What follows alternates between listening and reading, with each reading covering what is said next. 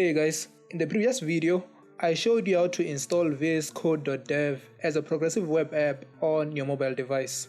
Someone had a question. The question was, how do I access local files on VSCode.dev on mobile?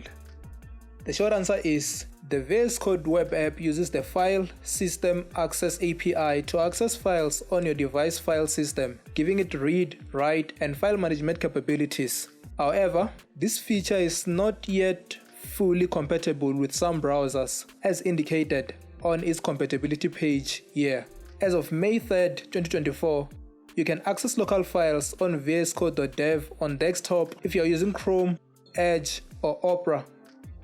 On mobile, unfortunately, all browsers are still incompatible with the File System API. We are able to open one file, edit it, and then download it before opening another. If you want to open a folder to access multiple files at once, you can either use a GitHub repo using this option here, or connect your desktop using the other option.